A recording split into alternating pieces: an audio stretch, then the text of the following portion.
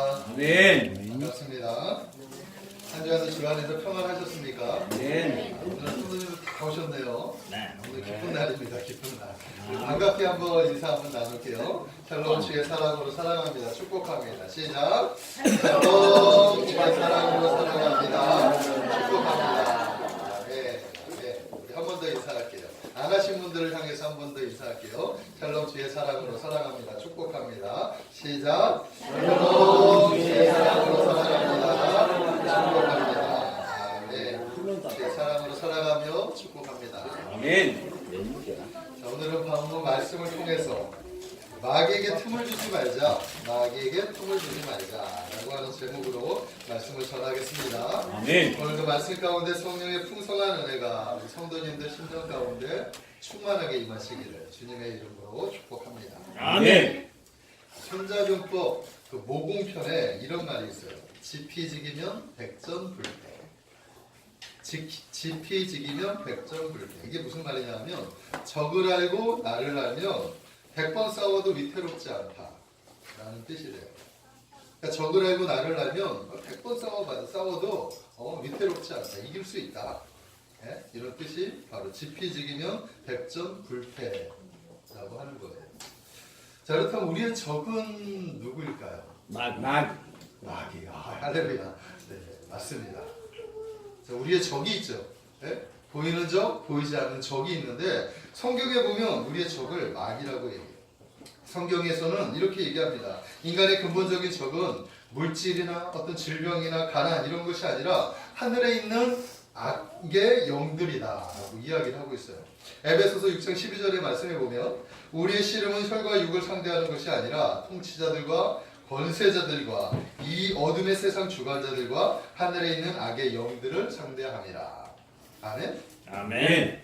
그래서 우리 믿음의 사람들, 성령 받은 하나님의 사람들은 분명한 그런 대상, 우리가 싸우는 영적인 대상, 이 대상을 분명히 알아야 하는 거예요. 아멘. 악의 영들을 가리켜서 마귀라고 해요.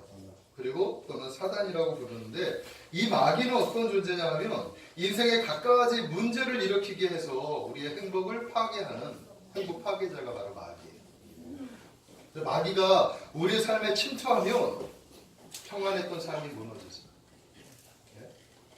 행복했던 삶이 무너진단 말이에요.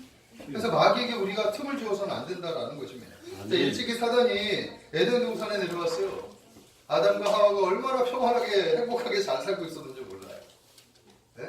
하나님 주시는 그 놀라운 축복을 누리면서 아무 근심 걱정 없이 잘 살고 있었는데 마귀가 그 에덴 동산에 넣은 거예요. 에덴 동산에. 그래서 그들의 행복을 파괴해버렸어요. 또 오고 오는 모든 인생들에게 우리가 마귀가 또 들어오는 거예요. 기쁨이 있는 우리의 기쁨과 평강을 마귀가 빼앗아요. 성도들의 신앙생활을 침투해가지고 하나님과의 좋은 관계들이 있었는데 마귀가 갑자기 우리에게 시험을 줘요. 그래서 갑자기 하나님이 싫어지게 하고 불평하게 하고 원망하고 그래서 하나님과 관계를 파괴시킨다라는 것입니다. 그래서 마귀가 우리에게 들어오면 바로 이런 일들이 발생하게 된다는 거예요. 그래서 마귀를 가리켜서 이간자, 파괴자 이렇게 부른다라는 것입니다. 자, 사람은 누구나 한 가지 이상의 약한 곳이 있어요. 어떤 사람은 재물에 약해, 물질에 약해. 어떤 사람이 아니겠죠. 많은 사람이 물질에 약한 것 같아요. 자그마한 물질도 뭐 그렇다고 치더라도 갑자기 큰 물질에 대해서 어떤 시험이 딱 들어왔을 때, 도전을 받았을 때, 이 물질을 가질 거냐, 아니면 뭔가를 포기할 거냐, 라고 했을 때 많은 사람이 넘어질 수 있어요. 지금은 그런 상황이 아니기 때문에 그렇지 않다라고 얘기할 수 있겠지만 막상 그런 상황이 이렇게 처해지게 되면 눈을 딱 감고 뇌물을 받아먹다가 큰 낭패를 보는 경우들이 너무나 많다라는 거예요. 또 어떤 사람은 이성에 약해. 이성은 한마디로 말해서 성이죠. 성에 약해. 그리고 또 어떤 사람들은 명예욕에 약하죠. 그리고 감정에 약해. 인간은 감정의 동물이기 때문에 이 감정을 사단이 잘 건드려요. 감정이 너무나도 약해요. 어떤 사람은 사랑에 약해요. 정에 약하고 또한 도박이나 뭐 게임 이런 것들에 약해요. 케약 같은 거에 약해요. 우리 인간을 가만히 보면 여러 가지 정말 약한 것들이 얼마나 많은지 모릅니다. 근데 가장 약한 부분이 뭐냐? 바로 자기 자신이 자기 자신. 이 모든 것들을 어떻게 해요? 참고 인내하지 못하고 쉽게 넘어지는 우리의 마음. 그런 것들이 우리 안에 있단 말입니다. 이것들이 가장 약해요. 예? 우리 또한 이런 약한 부분이 있다는 것입니다. 사단은 우리의 이 약한 부분들을 너무나 잘 알아요. 그래서 그 약한 부분을 공격해서 하나님으로부터 우리를 멀리 떨어뜨리게 하는 그런 특징을 가지고 있다는 것입니다. 자, 뱀의 특징 중에 하나가 뭐가 있냐 하면 틈만 있으면 그곳으로 들어가는 특징이 있어요. 틈만 있으면. 옛날에는 시골에 장독대가 있었죠. 옛날에 시골에 장독대가 많았는데 그 많은 항아리들이 그곳에 있었는데 뱀이라고 하는 놈이 그 항아리들을 이렇게 열다 보면 갑자기 거기서 뱀이 또아리를 잡고 그 안에 들어가 있는 거예요. 이 장독대가 이 항아리 뚜껑을 잘 닫아놨는데도 불구하고 어떻게 뱀이 거기에 들어갔는지 몰라요. 그런데 어느 날 갑자기 뚜껑을 열다가 뱀이 그 안에서 나오는 걸 깜짝 놀라요. 뱀은 이렇게 조그마한 틈만 들어가면 머리를 이렇게 비집고 들어가가지고 또아리를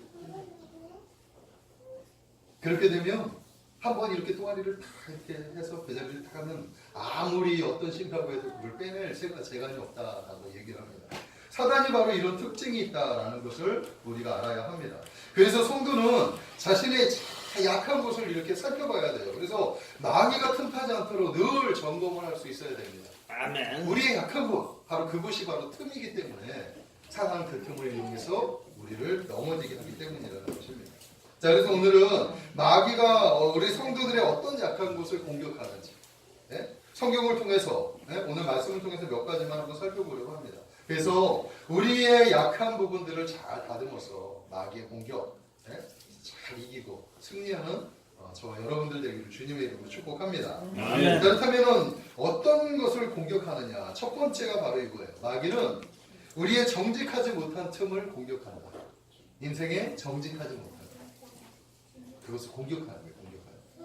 성경 우리에게 말씀하고 있습니다. 25절에 말씀하는 거 보십시오. 눈을 한번 보십시오. 25절에 보니까 그런즉 거짓을 버리고 각각 그 이웃과 더불어 참된 것을 말하라. 이는 우리가 서로 지체가 됩니다.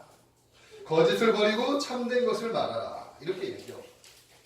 자, 거짓은 사단이 틈타는 통로예요. 통로. 한 거짓말을 하게 되면 그 거짓말을 감추기 위해서 또 우리가 또 다른 거짓말을 하는 것을 보게 되죠. 이 정도는 괜찮겠지. 아주 사소한 거지. 이 정도는 괜찮겠지. 하고 생각하면서 시작한 이 한두 마디의 거짓말이 나중에는 우리의 몸에 배어지는 겁니다. 그래서 거짓말을 해도 양심의 가책도 느끼지 못하고 그냥 마음이 굳어져 버린단 말입니다. 어느 순간에 이것이 악습관이 되어져 버리게 되는 거예요. 그래서 아주 사소한 것, 괜히 이것을 피하려고 그냥 거짓말로 이렇게 그 순간을 모면하려고 하는 경우들을 우리가 보게 된단 말이에요. 대표적으로 부부관계에 이 거짓말을 하게 되면 신뢰가 떨어지죠. 무너져 버려요. 처음에 남편이 아내가 이렇게 믿어주다가 그 거짓말이 하나 둘씩 들통나게 되면 부부관계에 금이 가기 시작하는 말이에요. 그러다 보면 행복했던 가정이 파괴될 수 있어요. 이 거짓말이 바로 그런 걸 만들어요. 또한 이웃이나 동료들에게 거짓말을 잘하는 사람은 신뢰를 잃어버리죠. 신용을 잃어버린단 말이에요. 인간관계에서도 거짓말을 하게 되면 그 사람을 인정하지 않는다라는 것을 우리가 알아야 됩니다. 거짓말에 대한 두 가지 이야기를 한번 제가 찾아봤어요. 항상 자기밖에 모르는 한 노신자가 있었습니다. 그가 기차에 올라가서 제일 좋은 자리에 앉았어요. 그리고 나서 편안한 여행을 하기 위해서 아무에게도 해방받지 않으려고 자기가 그 옆자리에 자기의 여행 가방을 붙여놓은 그 자리에 누가 앉지 못하도록 자기가 나가치는 거예요.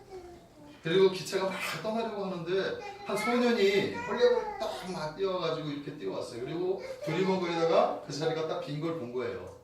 그래서 할아버지한테 이렇게 얘기합니다. 할아버지 여기 자리 있어요? 그랬더니 할아버지가 친구가 곧 올라올 거야 이렇게 얘기를 한 거예요.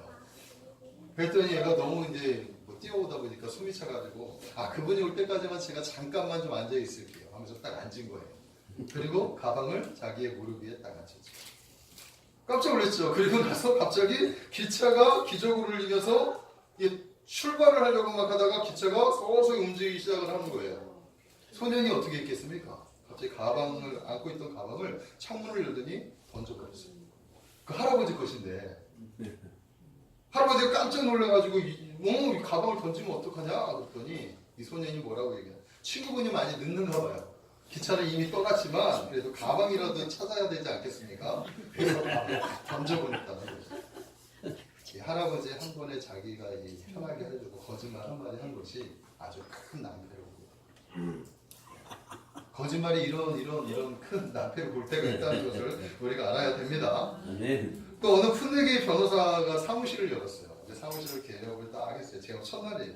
손님이 오기를 목이 빠지게 이렇게 기다리고 있는데 누군가 문을 빼꼼히 열고 들어오는 거예요. 아, 이제 손님이 왔구나. 내가 저 손님의 잘 상담을 해가지고 저 손님의 그 문제를 제가 오너를 받아야겠다. 이런 마음을 가진 거예요. 그리고 나서 곰곰이 생각하다 우리가 사업을 하다 보면은 사람을 만날 때 약간의 허세를 부리는 경우가 있죠.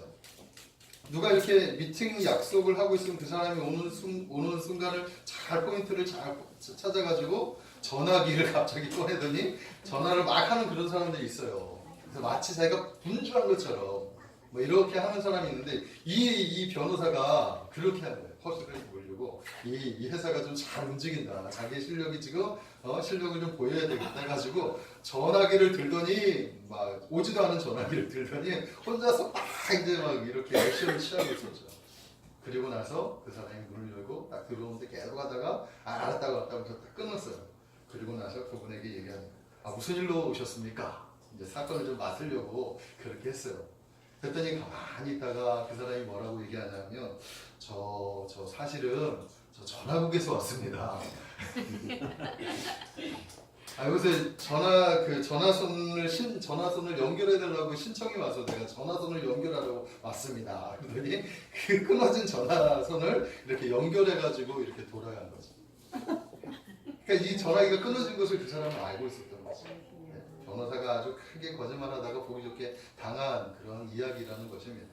자, 이렇게 우리가 거짓말을 하다 보면은 이렇게 낭패를 볼 때가 있다는 것을 우리가 알아야 돼요. 요한복음 8장 44절에 보면은 너희는 너희 아비 마귀에서 났으니 너희 아비의 욕심대로 너희도 행하고자 하느니라. 그는 처음부터 살인한 자요 진리가 그 속에 없으므로 진리에 서지 못하고 거짓을 말할 때마다 제 것으로 말하나니 이는 그가 거짓말쟁이요 거짓의 아비가 되었음이라. 자, 여기서 마귀의 본질이 나오는데 마귀의 본질이 마귀의 속성이 뭐냐 하면 마귀는 처음부터 살인자요 거짓말쟁이다. 마귀는 거짓의 아비다 라고 정의를 하고 있습니다. 그러므로 거짓은 그 누구로부터 왔느냐? 바로 사단으로부터 온 거예요. 그러니까 우리가 거짓말하는 것은 우리 안에 사단의 영으로 지배받은 거예요. 사단에게 잡힌 거라는 거예요. 거짓의 뿌리가 바로 마귀라는 것을 성경은 우리에게 말씀하고 있습니다. 그래서 우리가 은연중에 하는 거짓말, 은연중에 하는 잘못된 이런 행동들은 다 마귀에서부터 출발되어지는 것이다 라는 것을 우리가 알아야 되는 것입니다. 그러므로 우리 안에 있는 잘못된 습관들, 이런 거짓된 것들을 다 버려야 돼요. 믿으십니까? 아멘. 어느 순간에 이게 습관화돼 버려요. 습관화돼 버려요. 버려야 돼. 근데 그것들을 다 버리셔요. 하나씩 찾아서 성령의 불로 태워버리시기를 바랍니다. 우리 안에 잘못된 거짓된 생각들, 이 생각은 반드시 습관으로 나와요. 왜냐하면 생각은 행동으로 나오기 때문에. 아멘? 아멘. 그런 것들을 태워버리시죠. 그래서 우리 안에 진실함만이 가득하기를 주님의 이름으로 축복합니다. 아멘. 오늘 말씀을 보면 성도에게 이렇게 권면해요. 너희는 거짓을 버리고 참된 것을 말하라. 아멘? 자, 우리는 거짓을 버리고 참된 것을 말해야 됩니다. 네? 우리는 진리를 가진 사람들이에요. 진리 안에 거하자. 그러므로 진리 안에서 우리가 행해야 될 줄로 믿습니다. 하나님은 정직하고 진실한 사람을 원해요. 비록 우리가 허물이 많고 비록 우리가 실수가 많고 뭐 잘못 살아가고 있다 하더라도 하나님 앞에 우리가 진실하게 나아갔을 때 하나님은 그 사람을 인정해 주는 거예요. 믿으십니까? 아멘. 근데 우리가 잘못한 걸 숨기려고 했다가 하나님 앞에 이렇게 하나님 앞에는 숨길 수가 없잖아요. 근데 자꾸만 우리는 숨기려고 하는 거예요. 숨기면 안 된다는 것을 우리가 알아야 됩니다. 다윗을 하나님이 왜 좋아하시는 줄 아십니까? 다윗은 완벽한 사람이 아니었어요. 다윗의 인생기를 가만히 보면은 다윗은 하나님을 참 기뻐하고 하나님을 참 좋아했어요. 하나님께 정말 어떻게 하면 하나님을 기쁘시게 하느냐. 그의 삶은 하나님 중심으로 살았습니다. 하지만 다윗에게도 실수한 일이 있었단 말이에요. 한 번은 왕이 되고 자기 부하들은 다 전쟁터에 나가 있었어요. 근데 자기 혼자 이렇게 한가위에 거닐다가 창문을 열고 이렇게 보고 바세바라고 어떤 여인이 밤에 목욕을 하는 걸 보고 눈력이 있게 되었죠. 그 여인을 불러다가 여인을 범했어. 근데 그 여인이 어떻게 아이를 가졌어요.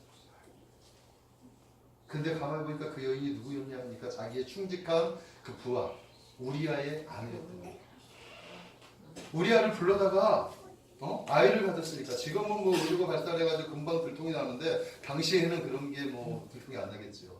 그러니까 휴가 나오라고 해가지고 보내서 집에 보내서 자게끔 해서 자기의 죄를 숨기려고 했었어요. 근데 그게 안 됐지. 이 충직한 우리아가 집에 안 들어가는 거예요. 집에 아무리 파티를 열어주고 아무리 뭐 술을 먹이고 보내려고 해도 안 들어가는 거예요. 안 들어가는 거예요. 어떻게 전우들이 전장에서 지금 싸우고 있는데 내가 집에 갈 수 있겠느냐? 한가하게 잠을 잘 수 있겠느냐? 안 가겠다. 이렇게 충직한 우리아인데 우리아가 전장으로 다시 갈 때 요압이라고 하는 군대 장관, 그 장관에게 편지 한 장 우리아가 싸울 때 싸움 가장 전선에 보내라. 죽이라는 거죠. 한마디로 총알 가지고 보내라. 그래서 그가 죽어납니다. 이렇게 해서 바세바를 자기가 보냈죠. 자기가 아내를 취합니다.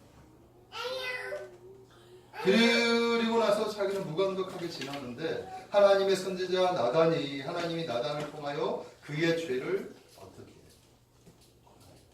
마음의 양심을 찔른다. 그때 다윗이 양심의 가책을 받아가지고 하나님 앞에 절규를 하면서 자기의 죄를 고백을 합니다. 비록 그 죄값은 톡톡히 치러요. 그 바세바가 품었던 아이는 죽어버려요. 그리고 자기 형제들이 피비린내 나는 그런 일들이 발생합니다. 그리고 압살롬이라고 하는 그 아들이 반역을 해가지고 그래서 왕국에서 쫓겨나는 신세예요.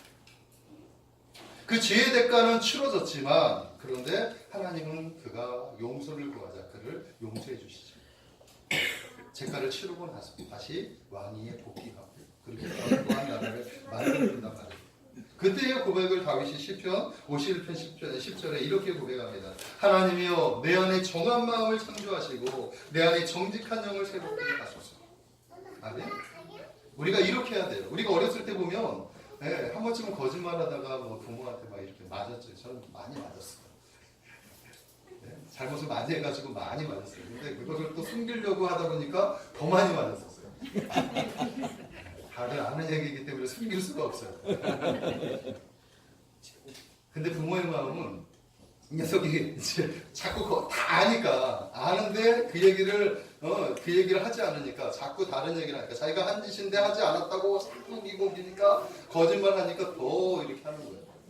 근데 그때 제가 했습니다라고 이렇게 정직하게 고백을 했다면 아마도 맞는 것이 덜 맞아졌겠죠. 용서해 주죠. 그리고 용서해 주시죠. 한 번쯤은 다 이런 경험들이 있었을 것이라고 생각이 들어요. 하나님 앞에도 마찬가지예요. 우리가 하나님 앞에 잘못한 일이 있으면 빨리 고개 숙여서 주여 잘못했습니다. 이렇게 고백하는 게 매를 덜 만드는 비결이라는 사실을 믿으십시오. 네? 다윗이 바로 그랬던 거예요. 비록 맞는 매였지만 다윗은 정직하게 하나님 앞에 자신의 죄를 고백을 했어요. 그러니까 하나님이 그를 인정해 주셨다.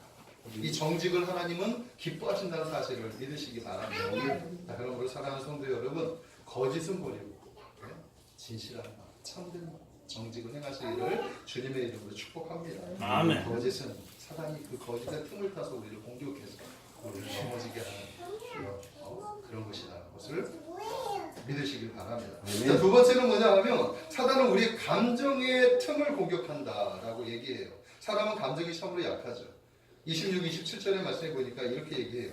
돈을 내어도 죄를 짓지 말며 해가 지도록 돈을 품지 말고 마귀에게 틈을 주지 마라. 이 분노는 마귀에게 틈을 주는 그런 통로라는 것이죠. 분노는 죄를 낳고 분노는 마귀의 좋은 먹잇감이 된다라는 것을 우리가 알아야 됩니다.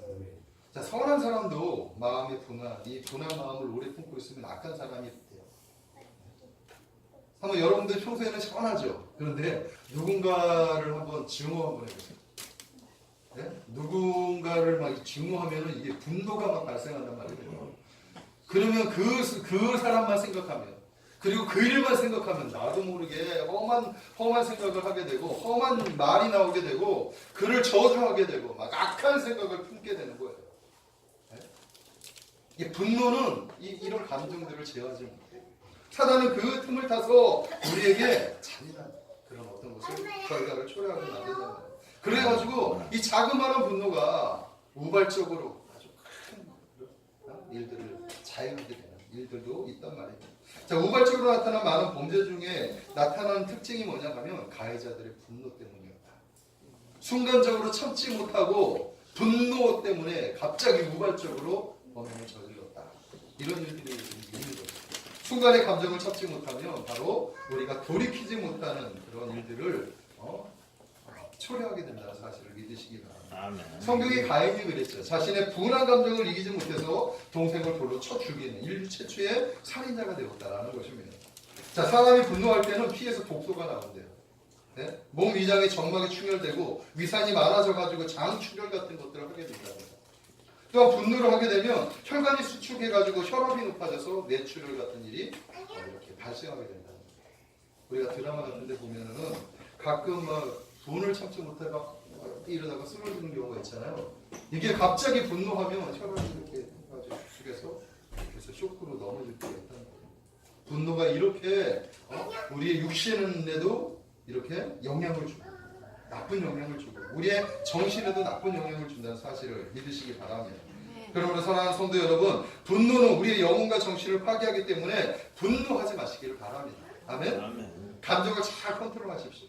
남을 중요하거나 미워하거나 그렇게 하지 마시고 그런 마음들이 있으면 주님의 이름으로 용서하시기를 바랍니다.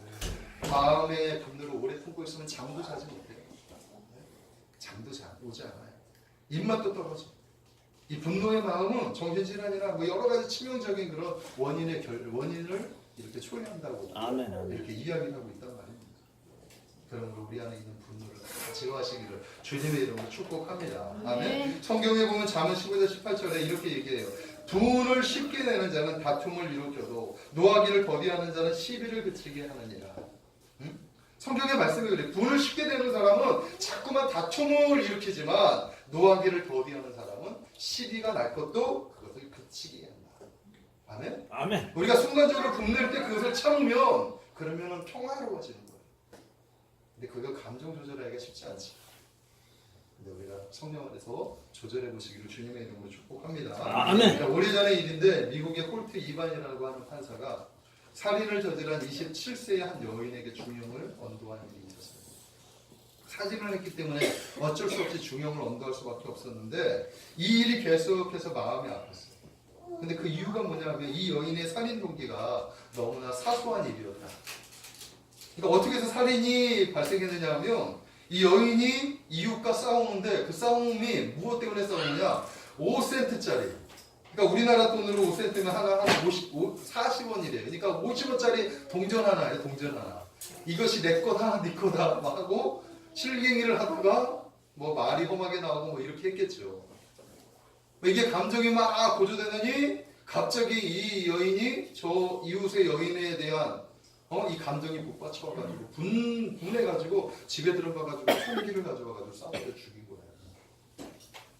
그 조그마한 사소한 일 때문에 자기 감정을 억제하지 못하고 사람을 죽여버린 거예요. 그래서 중형을 피하지 못했다는 것이 얼마나 안타까웠는지 모릅니다. 자, 히틀러가 제2차 세계대전 때 망한 근본적인 원인이 뭔지 아십니까? 네? 바로 분노 때문이었다. 네? 히틀러는 머리가 멍석하고 관찰력이 깊고 또 예리한 판단력과 비상한 통찰력을 가지고 있었어요. 한 가지 단점이 있었는데 화를 잘 내요. 화를. 그래서 부하들이 조금만 마음에 안 들면 갑자기 얼굴이 막 이렇게 변해지더니 부하에게 막 화를 내요. 근데 우리가 화를 낸다고 했을 때 이 화는 우리가 생각하는 그런 화 정도가 아니죠. 권력자들이 내는 화는 말 그대로 죽음이에요. 죽음. 그러니까 부하들이 저 권력자 앞에 꼬리를 내리면서 권력자의 비위를 맞출 수밖에 없는 거예요. 어떻게 잘못 건드렸다고 하는 자기가 큰 낭패를 보는 자기만 낭패 봅니까? 집안이 가문이 무너지기 때문에 어쩔 수 없이 벌벌벌 들 수밖에 없는 거예요. 근데 한 번은 이런 일이 있었습니다. 미국의 연합군이 노르망디 그 상륙 작전을 개시하고 있었습니다. 다 다 정보가 와가지고 다 알고 있었어요. 근데 히틀러가 잠을 자고 있는 거예요. 잠을 자고. 형제 그의 부하들에게 뭐라고 얘기하느냐? 내가 잠을 자는 동안에는 깨우지 마라. 이 얘기를 한 거예요. 그러니까 이 부하가 지금 이 노르망디 착륙을 감행했을 때 지금 자신의 편인 소련군이 기갑 사단만 그쪽으로 이렇게 뱉지만 해도 그들이 상륙을 저지할 수 있었던 거예요. 자, 그런데 이걸 보고하지를 못해요. 보고하지를. 왜냐하면 잘못 깨웠다가 자기에게 난판을 펄펄펄 떨면서 나를 동동 부르면서 빨리 잠에서 좀 깨어나기를 바라는 거죠. 그렇게 한참 자고 있는데 이미 미국 연합군은 노르망디 거기 완전히 상륙을 해요. 진지를 부추겨버리고 때가 이미 늦었죠. 이 결과에 독일이 패망하게 된다는 것입니다. 이 분노 때문에 그죠? 성경의 잠언 16장 32절에 노하기를 더디하는 자는 용사보다 낫고 자기의 마음을 다스리는 자는 성을 빼앗는 자보다 나았다. 이렇게 얘기하고 있습니다. 그러므로 사랑하는 성도 여러분, 분노를 제어하시기를 주님의 이름으로 축복합니다. 사단은 우리의 이 분노를 유발하게 해서 우리를 넘어지게 해요. 우리를 무너지게 해요. 삶을 박살나게 한단 말이에요. 또한 있습니다. 또 하나는 절망과 좌절 이런 것들을 우리가 피해야 하는 거예요. 하루에 30명 정도가 삶을 비관하고 자살로 생을 마감한다고 합니다. 이것은 어른들뿐만이 아니에요. 지금은 중고등부, 중학교 고등학생들, 심지어는 초등학생들 아이들까지도 자기의 삶을 비관한다고 해요. 자기를 다스리지 못하고 자학하면서 자살을 한다고 해요. 자, 심리학자가 이런 부분에 대해서 심리학자가 이렇게 얘기를 하는데 데이빗 햄슨이라고 하는 이분이 사단이 인간을 유혹할 때 쓰는 방법은 매우 심리학적인데 먼저 사람 마음 안에 부정적인 생각과 이런 걸 집어넣어서 그의 자존심을 짓밟아 버린다 이렇게 얘기합니다. 그러니까 사단이 자꾸만 우리의 생각 속에 너는 무능한 자야, 너는 아무것도 할 수 없어, 너는 쓸모없는 자야, 자꾸 그런 마음을 준대. 너는 미래가 없어, 희망도 없어, 꿈도 없어, 차라리 죽어버려. 자꾸 그런 생각이 들게 만드는 거죠, 사단이. 하나님은 너 같은 사람 용서하지 않아. 차라리 너 스스로 목숨을 끊어버려. 사단이 계속해서 그렇게 습관인다는 거죠. 그 결과 어떻게 되겠습니까? 그 사람이 자신이 있어요. 이렇게 비관적인 생각을 불어넣어서 인생을 포기하게 만든다는 것입니다. 얼마나 무섭습니까? 자, 그러나 우리 성경은 뭐라고 얘기하느냐? 어떤 환경에서도 우리를 절망하지 않고 어떤 환경에서도 하나님 우리를 포기하지 않는다라고 성경은 말씀하고 있습니다. 아멘. 그러므로 사랑하는 성도님들은 어떤 환경 속에서도 용기를 잃지 마십시오. 절망 가운데서도 하나님은 우리를 붙들고 계시다는 사실을 끝까지 믿으시기 바랍니다. 고린도후서 4장 8, 9절의 말씀에 보면 우리가 사방으로 우겨쌈을 당하여도 쌓이지 아니하며 답답한 일을 당하여도 낙심하지 아니하며 박해를 받아도 버림받지 아니하며 거꾸로 뜨림을 당하여도 망하지 아니한다. 이렇게 말씀하고 있어요. 그 이유가 뭐냐 하면 우리 안에 예수께서 함께 계시기 때문이다. 아멘. 우리가 아무리 사방에 막혀 있다고 하더라도 낙심하거나 절망할 필요가 없어요. 아멘. 우리 안에 주님이 계시기 때문에 아멘. 반드시 우리 안에 주님께서 우리를 안내해 주실 줄로 믿습니다. 아멘. 그러므로 절망과 좌절도 십자가에 못 박아 버리시고 아멘. 예수 그리스도 안에서 소망을 붙잡으시기를 주님의 이름으로 축복합니다. 아멘. 자, 세 번째는 뭐냐면 마귀는 성도의 게으름을 틈을 타서 공격을 한다라고 얘기. 28절에 보니까 도둑질하는 자는 자기 다시 도둑질을 하지 말고 돌이켜 가난한 자에게 구제할 수 있도록 자기 손으로 수고하여 선한 일을 하라. 도둑질하는 자들은 이제 빨리 돌이켜서 선한 일을 하라고 말씀하고 있습니다. 자, 우리는 노력의 대가를 기다릴 줄 알아야 돼요. 예? 인생은 땀의 대가를 지불할 줄 알아야 하는 거예요. 성경에서는 게으름을 악이라고 말하고 있습니다. 게으른 자가 할 수 있는 일은 뭡니까? 도둑질, 남의 것을 빼앗거나 또 남의 것을 말로 사기쳐가지고 빼앗거나 막연히 불로소득을 이렇게 꾼꾼하거나 이렇게 해서 시간을 이렇게 세월을 낭비하는 거예요. 그러니까 얼마나 게으른 사람들의 모습인지 몰라요. 또한 게으른다의 특징은 뭐냐면 오늘 해야 될 일이 있는데 이것을 내일로 자꾸 미루는 거예요. 게으른 자들의 특징이라는 것입니다. 잠언서 6장의 말씀에 보니까 좀 더 쉬자, 좀 더 놀자, 좀 더 이렇게 하는 동안에 빈궁이 강도처럼 다가올 것이다. 이렇게 말하고 있어요. 그러니까 게으르게 되면 빈궁과 가난이 이렇게 강도처럼 밀려온다. 성경은 우리에게 가르쳐주고 있는 것입니다. 마귀의 전략이 뭔지 아십니까? 네? 마귀의 전략 가만히 보면 무슨 일이 있어요. 그런데 그것에 대해서 하지 말아라 이렇게 얘기하지 말아요. 해라고 얘기해요. 그것을 해라. 그런데 지금 하지 말고 내일 해라. 미루게 하는 거죠. 너 이거 해야 돼, 해야 돼. 너 할 수 있어. 그런데 지금 하지 마. 내일 해. 자꾸 이렇게 하는 게 마귀의 전략이라는 거예요. 기도해야 될 때예요. 지금. 기도해야지. 그렇지. 맞아. 기도해야 돼. 근데 지금 기도할 시간 있니? 내일 해. 내일. 이렇게 얘기하는 거예요. 헌신해야 돼. 헌신. 근데 지금 생활이 어려운데 너 어떻게 헌신할 수 있어? 생활이 좀 나아지면 헌신해. 마귀가 우리에게 속삭이는 게 바로 그겁니다. 봉사해야 돼. 자, 그러나 너 바쁘지 않니? 여유가 있을 때 봉사해야지. 이렇게 얘기하는 거예요. 예수 믿고 구원받아야 돼. 교회 가야 돼. 아, 나 지금 바빠. 좀 한가해지면 교회 가. 이렇게 말하는 사람도 있잖아요. 이게 다 마귀에게 조종당하는 사람들의 모습이다. 마귀는 하지 말라 이렇게 얘기하지 않아요. 하되 지금 하지 말고 자꾸 미루게. 게으르게 하는 거죠. 우리. 내일 하라고 자꾸 얘기하는 거예요. 하지만 우리가 내일 일을 알 수 있습니까? 내일은 알 수가 없어요. 내일 좋은 날, 어떤 날인지 내일 일을 알 수가 없습니다. 사람은 한 치 앞도 내다볼 수 없기 때문에 오늘 일도 알 수 없는데 내일 일을 우리가 어찌 할 수 있겠습니까? 사단은 계속해서 우리에게 내일을 이렇게 이야기를 합니다. 하지만 우리 믿음의 사람들은 내일로 미뤄서는 안 되겠다. 아멘. 오늘 해야 될 일을 오늘 하십시오. 아멘. 그래야 마귀에 발이 되지 않습니다. 그리고 좋은 결과를 얻게 된다라고 이야기를 합니다. 사랑하는 성도 여러분, 부지런하시길 바랍니다. 개미에게서 교훈을 받으시기를 바랍니다. 그래야 우리의 삶이 풍성해지고 건강해질 줄로 믿습니다. 아멘. 자, 마지막 네 번째는 사단은 성도의 언어를 통해서 공격을 하는 거예요. 언어. 우리의 언어를 공격해요. 자, 29절에 보니까 무릇 더러운 말은 너희 입 밖에도 내지 말고 오직 덕을 세우는데 소용되는 대로 선한 말을 하여 듣는 자들에게 은혜를 끼치게 하라. 아멘. 그러니까 더러운 말을 많이 하기 때문에 이렇게 권면하는 거예요. 더러운 말을 하지 말고 오히려 은혜를 끼치는 말들을 하라. 이렇게 말씀하고 있어요. 특히 우리 그리스도인들은 남에게 유익되는 말을 해야 돼요. 아멘. 아멘. 우리는 남들에게 좋은 말을 해야 돼요. 남들에게 선한 말, 듣기 좋은 말. 네? 남을 공격하거나 혼담을 하거나 비방하는 말, 이런 말은 절대로 하지 마시기를 바랍니다. 남들은 어떤 말을 하느냐?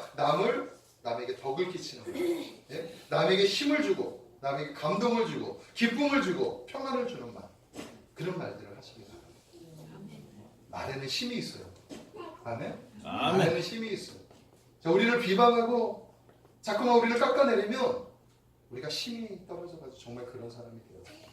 근데 자꾸 격려하고 부추기고 이렇게 세워주고 믿게 하고 자꾸 신뢰를 주고 막 힘을 돋구는 말을 하면 그 사람이 비록 아직 상태가 거기까지 올라오지 않았다 하더라도 그 힘을 붙잡고 일어나는 거예요. 아멘. 네?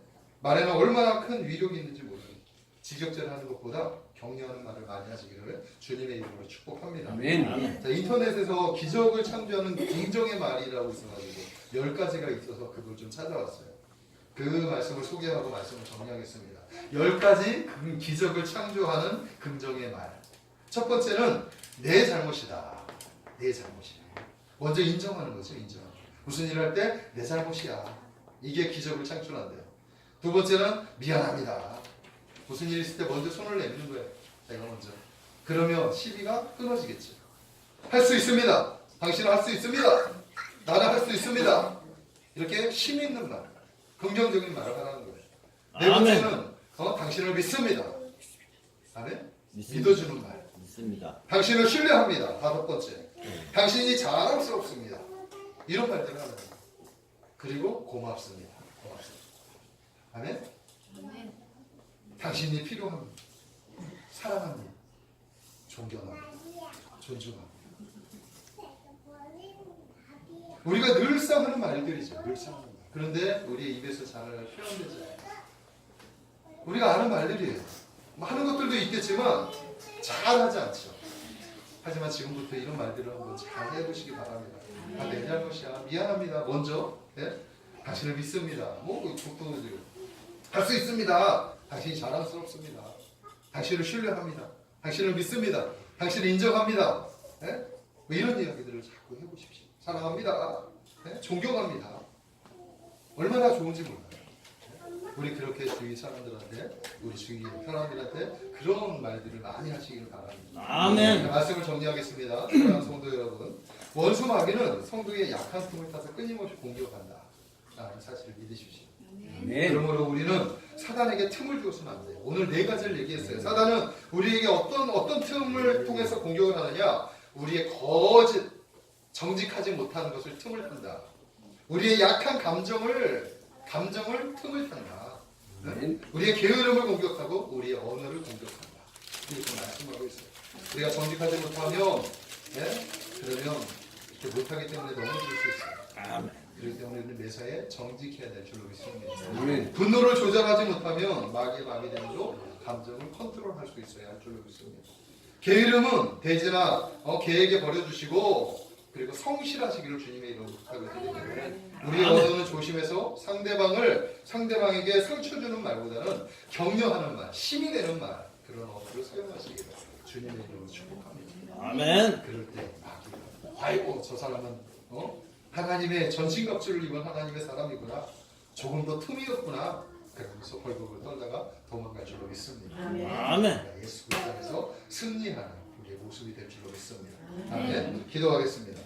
사랑의 하나님 감사합니다. 우리의 대적은 마귀입니다. 이 마귀는 호시탐탐 우리의 틈을 타서 우리를 공격합니다. 그래서 우리의 삶을 무너뜨리게 하고 우리의 행복을 빼앗